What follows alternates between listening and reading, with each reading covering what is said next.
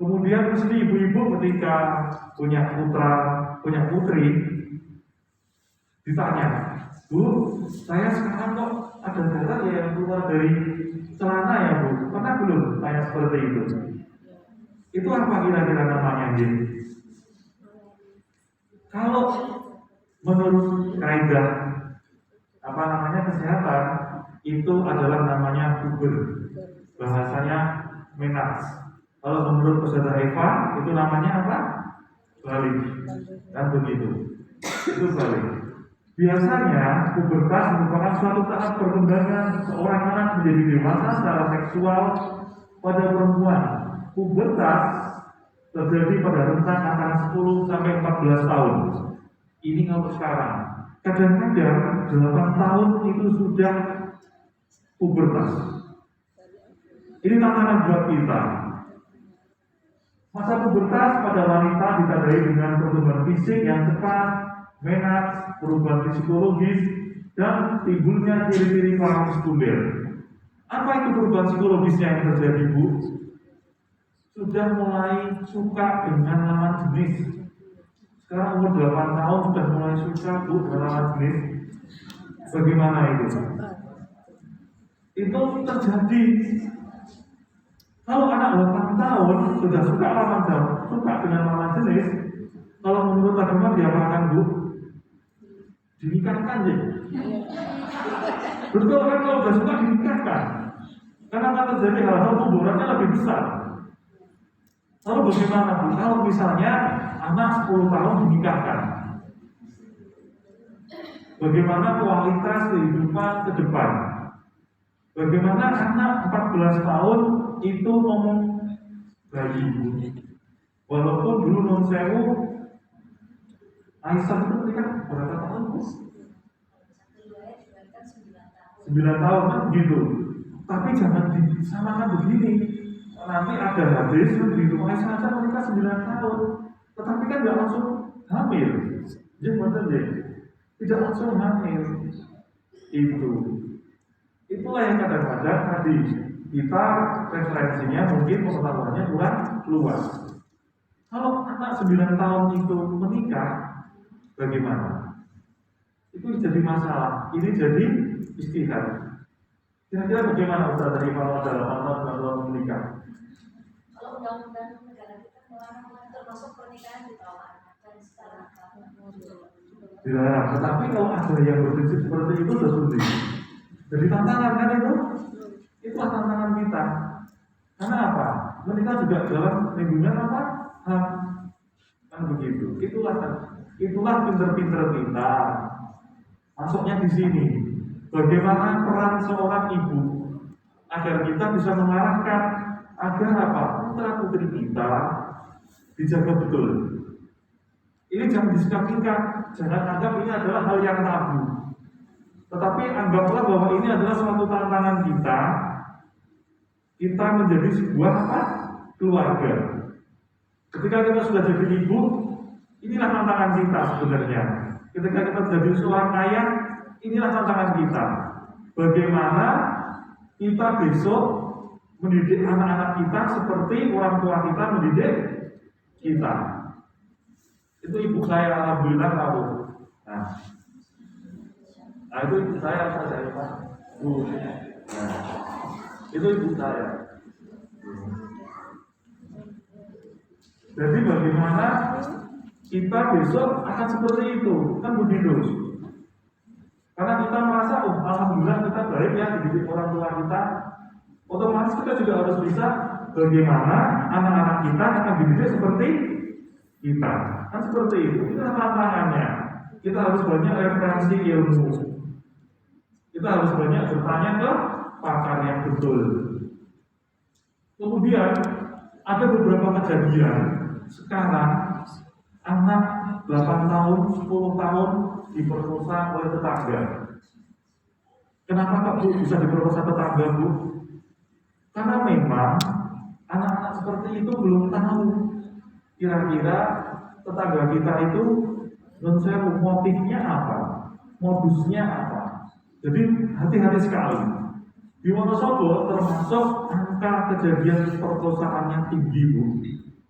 dan angka kejadian nikah di usia dini tinggi, dan angka kejadian perceraian juga tinggi.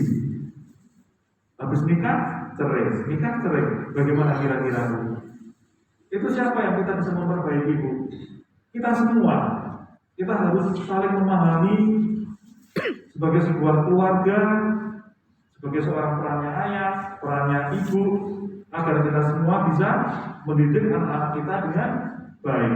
Jangan sampai nikah dini, jangan sampai habis nikah cerai, kan begitu.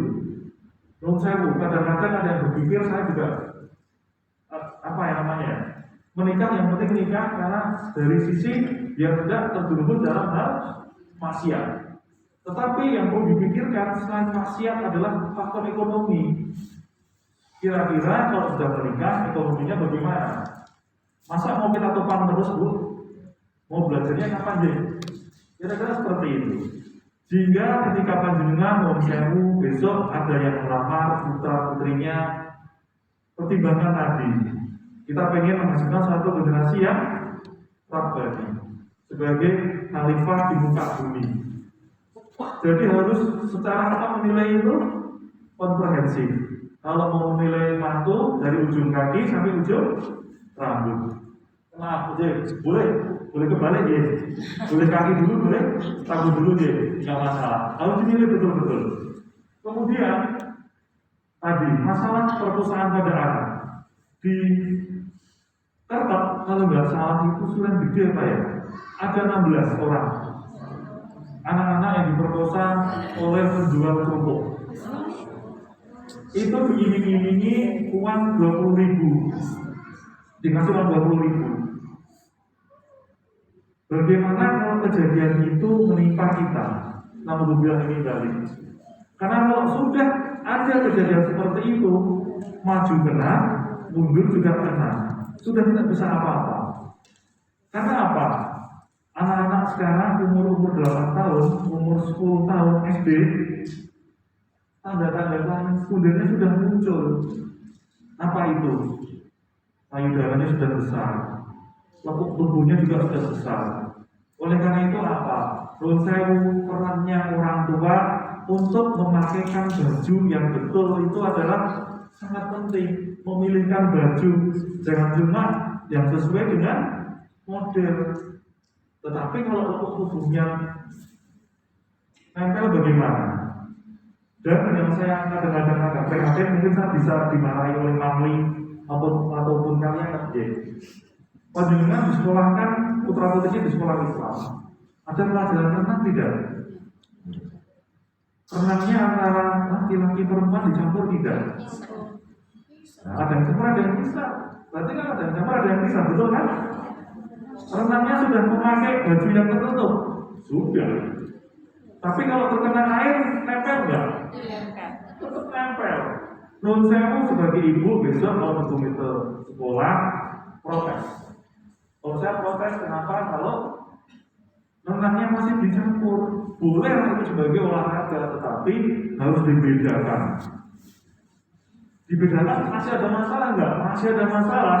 Guru olahraganya laki-laki atau perempuan? Loh itu betul loh Bu. Karena apa? Umur 10 tahun itu seks sekundernya sudah muncul. Kira-kira kalau tertarik ke anak-anak wajar nggak? Wajar. Kalau saya mau ini besok tugas kita. Saya dulu disuruh membuat surat waktu itu, saya nggak berani. Karena apa? Nanti orang protes saya, Mami protes, loh, ini kan wajib sebagai orang standar, tetapi kalau gurunya laki-laki atau perempuan, apalagi yang sudah punya putra putri SMA, itu bagaimana? Ya tahu, betul kan? Kita bisa ini kan profesi kan? Ternyata sampai sejauh itu. Alhamdulillah panjenengan semua yang sudah melewati fase-fase itu. Tetapi jangan lupa, generasi kita ini belum melewati fase-fase itu, Bu. Dan tantangan ke depan semakin berat. Hampir setiap hari kita lihat eksos, kita tidak mungkin aja ada gambar-gambar yang saru. Ini kita belum lewat di generasi kita. Padahal generasi kita di bawah kita tanggung jawabnya apa Bu? Kita ada di surga enak-enak, bisa ditarik modal besar itu. Bisa ditarik itu nanti Bu. Itu. Dan sebenarnya apa? Yang membedakan antara laki-laki dan perempuan, salah satunya adalah ini, uterus dan ovarium. Kira-kira besarnya seberapa jadi? Kira-kira besarnya cuma segenggaman kepala tangan panjenengan, kalau panjenengan ngepel. Jadi cuma segini Bu. Tetapi Masya Allah ini bisa menghasilkan generasi robbani tadi. Karena ini kecil, tapi manfaatnya besar. Otomatis orang kalau manfaatnya besar, problemnya juga besar. Jadi mau tentu, ketika kita jadi Pak RT, ya problemnya cuma harus sekitar RT. Ketika jadi RW, problemnya sekelas RW. Jadi bupati sekelas, bupati problemnya lebih banyak. Kalau kita mau menghasilkan generasi kualitas yang baik, otomatis problemnya juga banyak. Kecil-kecil begini menjadikan problem panjenengan semua. Jadi buat tentu, dari mulai pre-menarche sebelum men sampai post menopause sampai menopause. Begitu ya. Kita punya mahkota. Mahkota kita adalah uterus, ovarium, kanan dan kiri dua. Uterus ukurannya 5 cm kali 7 kali 5. Kecil. Jadi kecil sekali. Normalnya kalau panjenengan raba begini itu tidak teraba. Nuwun sewu sambil nanti panjenengan tidur di rumah sambil rebahan tolong diraba. Oh ini teraba enggak ya? Kalau tidak teraba berarti itu normal. Karena memang kecil begitu. Kemudian ovarium ini besarnya hanya 2 sampai 3 cm begini Bu. Dan sering yang jadi masalah kalau ibu-ibu itu pas panjenengan merasa nggak enak, kok di USG ketemu kista. Ini benar deh, kista diameternya berapa? 3 cm. Padahal ovarium juga 3 cm. Sudah terlalu takut Bu, padahal itu masih normal. Ini kalau menjadi kista sampai ukuran 5 cm itu masih dalam kondisi normal. Dan itu tidak perlu dioperasi. Kita hanya tunggu sampai berapa bulan? 6 bulan. Kalau 6 bulan bertambah besar, kita operasi. Tetapi kalau tidak dioperasi. Ya. Dan yang menjadi masalah apa? Yang menjadi masalah ketika ibu-ibu remaja putri itu ini Bu, endometrium. Endometrium tebalnya berapa Bu?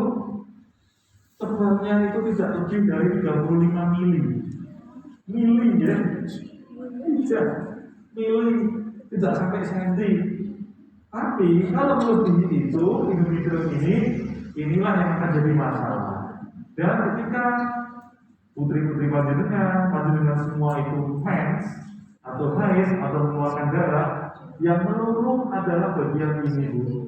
Bagian endometrium ini yang tebalnya tidak kurang dari 35 mili.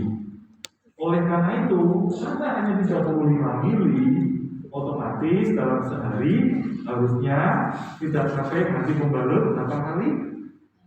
Dan saya berapa kali kalau mandi pembalut Bu? 3 sampai 4. Ya. Kira-kira normalnya berapa coba? Ya sudah mens 10 tahun, ya kan begitu.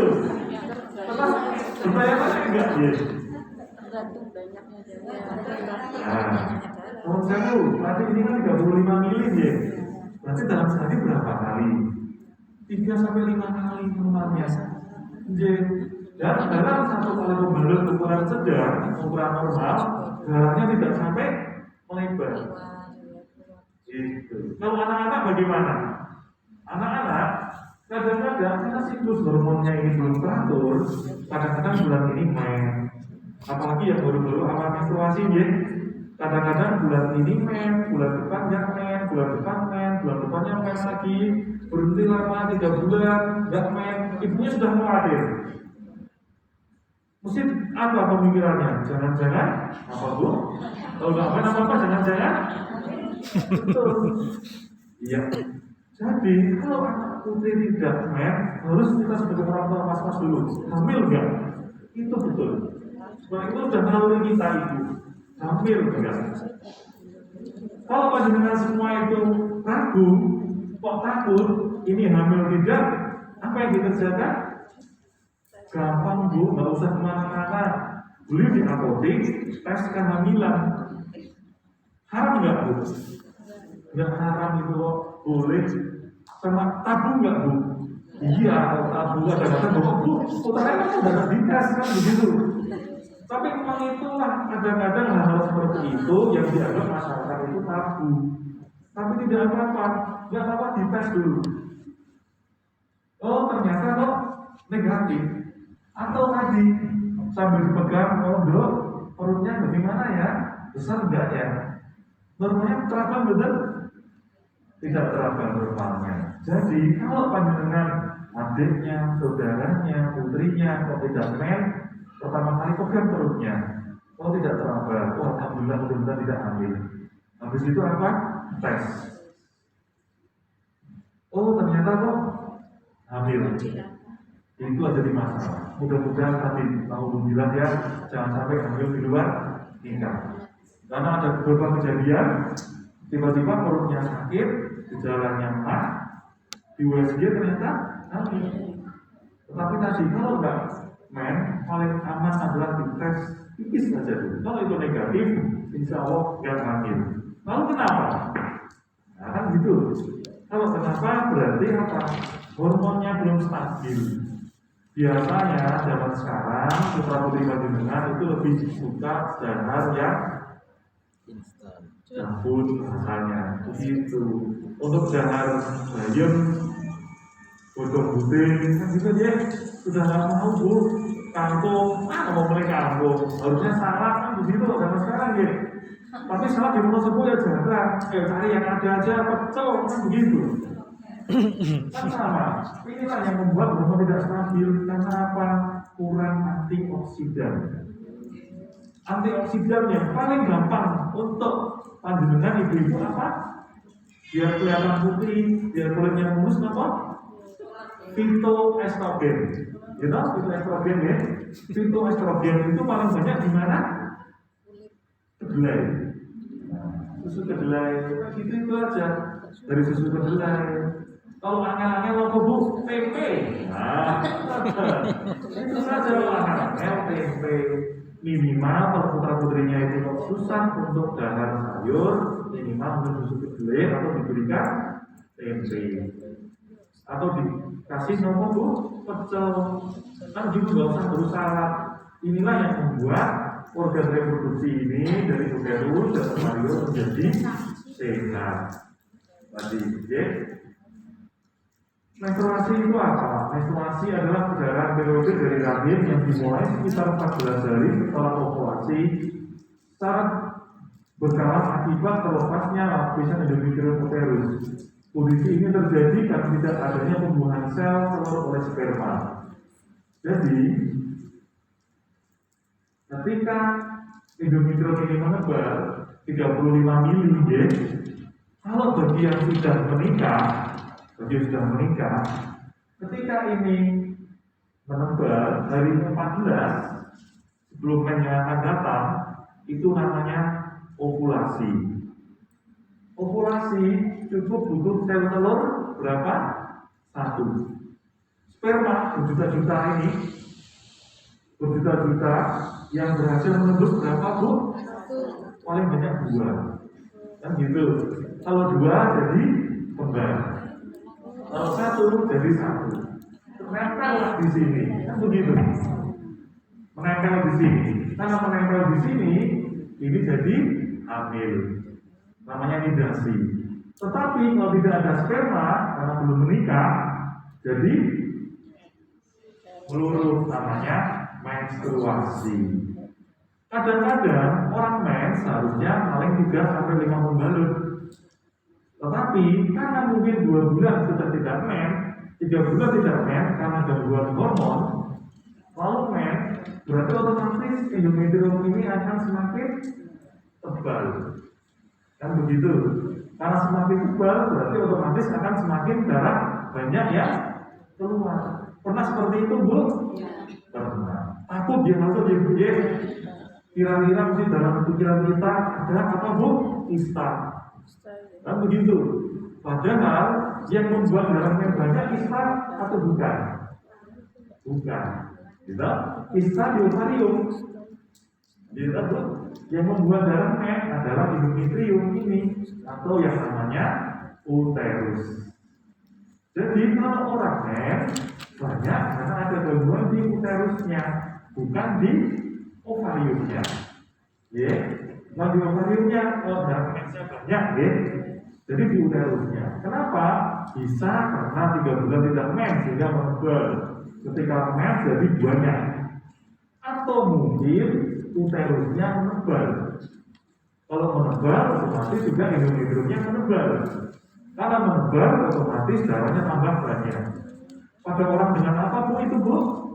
Itu yang dinamakan mioma uteri atau adenomyosis. Bisa itu, ya. Jadi kalau men itu di uterus, tetapi berbeda siklus.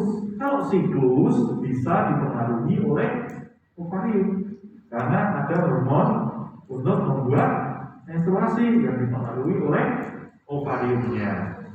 Contohnya, kalau mensnya tidak teratur, sebenarnya ini gambarnya kurang, ya. Gambarnya di atasnya uterus itu masih ada apa, Bu? Otak. Ada hipofisis, ada hipotalamus. Ya, ini di atasnya masih ada otak. Nah, harusnya ada otak ini. Oleh karena itu, kalau panjenengan baru stres, baru banyak kegiatan, baru mikir, kan begitu dia. Lagi banyak laporan, otomatis apa? Uterus ini akan terstimulasi oleh hormon dari ini, gonadotropin. Dari yang ada di otak, ini lagi berat nih bebannya. Menstimulasi ke uterus, ke ovarium. Kadang-kadang mensnya nggak teratur. Ini benar, sudah mengalami semua ya, Bu, ya. Nah, kalau seperti itu kan sudah tahu kenapa kok seperti itu. Besok kalau putra putrinya bertanya, pas biasanya kelas 6 atau dulu masih ada UNER, ya, kelas 3 SMP atau kelas 9 atau kelas 12 itu mesti begitu Pak panjenengan amati. Kalau pas banyak kegiatan, habis banyak ekstrakurikuler, itu juga seperti itu, ya. Jadi tidak semua gangguan menstruasi adalah karena faktor anatomi, bisa saja oleh karena faktor psikologi, karena stres, terlalu capek, banyak tugas, itu seperti itu. Jadi tidak semuanya penyakit, tetapi itu membuat kita berpikir, oh jangan-jangan saya kena miom ya, gitu ya. Belum tentu. Itu karena ada faktor hormon. Kadang-kadang kalau kita pas menstruasi nyeri atau yang dinamakan dysmenorrhea, kira-kira kalau ini luka nyeri buatan, Bu? Ini kan meluruh, Bu, nah orang mens, orang luka nyeri buatan kira-kira nyeri. Oleh karena itu, kalau panjenengan semua itu menstruasi dan nyeri, normal atau tidak? Normal. Tetapi nyerinya tidak sampai pingsan. Kalau nyeri 1 sampai 10, kan skala nyeri 1 sampai 10. Kalau masih di bawah 5, itu masih normal. Ya, tetapi kalau nyerinya itu sudah sampai 10, apalagi sampai pingsan, ini ada sesuatu yang membuat ini nyeri, berarti ini berlebihan. Ininya, lukanya. Biasanya terjadi pada orang dengan endometriosis. Endometriosis bahasa awalnya adalah darah mens itu kembali. Kenapa kok kembali? Itu genetis. Itu bawaan lahir. Di lautul mahfudnya seperti itu, Bu. Nah, tetapi bisa dicegah nggak? Katanya ada yang bisa dicegah, mungkin foto-foto ya. Kan begitu. Kita bisa mencegah kalau panjenengan menstruasinya begitu sakit dengan obat-obatan begitu, ya. Kemudian endometriosis tadi, kalau di kista, di ovarium namanya kista coklat.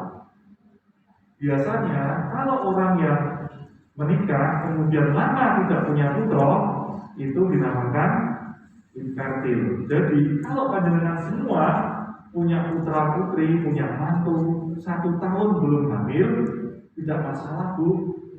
Jangan dianggap kalau itu penyakit, jangan dianggap itu kurang subur. Wajar kalau 1 tahun belum punya putra. Batasannya adalah 12 bulan. Putra putri panjenengan itu atau putra wayang atau mantu itu punya suami, punya istri, berumah tangga, 1 tahun belum hamil tidak masalah, asal baru terus. Tetapi kalau sudah 1 tahun kok belum punya putra, mungkin tadi kena ada endometriosis, mungkin ada kista, mungkin apalagi Bu, yang dari dulu itu selalu jadi masalah. Kalau orang mandul, orang infertil itu misalkan putrinya Bu, dia benar, padahal butuh sperma buatan Bu. Sperma itu ada yang baik, ada yang buruk buatan Bu. Kualitasnya masing-masing. Oleh karena itu apa? Kalau 1 tahun belum punya putra, harus dicek pasangannya, dua-duanya, ibunya dicek, suaminya juga dicek. Seperti itu ya. Dan kalau 1 tahun belum punya putra, mungkin ada kista. Kalau kista coklat begini, endometriosis, gejalanya kalau mens itu nyeri sekali. Kalau panjenengan nggak mengalami hal seperti itu, insya Allah aman. Betul ya? Dan biasanya siklus menstruasi itu antara 28 sampai 35. Ada rata-rata antara 21 sampai 40. Dan namanya 3 sampai 7 hari. Kira-kira masih seperti ini betul? Panjenengan semua. Normalnya seperti ini. Tetapi ada kaidah di fikih nanti kita sebagai ya. 1 hari asal dia sudah keluar darah 1 hari 1 malam, asal sudah keluar darah merah, itu sudah dianggap sebagai menstruasi. 1 hari dianggap mens, begitu. Karena apa? Taharofnya orang jinabah dengan orang menstruasi maupun dengan orang nifas berbeda sih. Kita tadi ya, dan nifas dan orang ya itu berbeda sih. Nah, kalau habis berhubungan, perempuan tidak harus diguyur rambutnya ya, cuma bisa dibersihkan aja. Ya, boleh diguyur ya. Tetapi kalau habis mens dan nifas kan harus dicuci keramas bersih ya. Maksudnya di situnya ya. Itu berbedanya di situ. Jadi kalau dengan mens, otomatis mandinya harus lebih basah. Lebih basah seperti itu. Dan 1 hari bisa dianggap sebagai menstruasi. Lamanya antara 3 sampai 7 hari. Batasannya itu. Tetapi nanti Ustaz Haifa akan memberikan batasan. Kaidahnya fikih maksimal berapa hari Bu? Hari ke-14 malamnya ya. Hari ke-15 disebut sebagai istihadah. Ya. Kita enak istihadah itu 14 hari. Tetapi kadang-kadang kita bingung, ini darahnya kok merah ya? Kan begitu, ini darahnya kok coklat ya? Itulah yang jadi pertanyaan. Kira-kira itu mens atau bukan? Karena apa? Itu berkaitan dengan kewajiban kita. Kalau kita sudah balik, yaitu kita wajib untuk menjalankan ibadah tadi. Ada sholat, ada mungkin nanti ada baca Al-Quran, bisa yang ke masjid, kan begitu. Itu berkaitan dengan itu. Kemudian, ini adalah suatu hal yang sangat penting dalam kehidupan seorang remaja putri. Oleh karena itu, sangat penting membicarakan hal itu dengan sebelum terjadi cara yang informatif dan menenteramkan. Kalau ibunya saja sudah panik, bagaimana nanti putra putrinya tenang? Jadi panjenengan kalau menghadapi putra putri, putri yang dalam keadaan haid pertama, namanya pubertas, balik atau menas, tolong tenang aja Bu, yang santai, jangan sampai membuat gelisah. Orang tidak gelisah, orang tidak panik, apa Bu? Kuncinya Bu? Punya ilmu. Jadi benar, kalau panjenengan tidak punya ilmu, otomatis mesti akan gelisah seperti itu.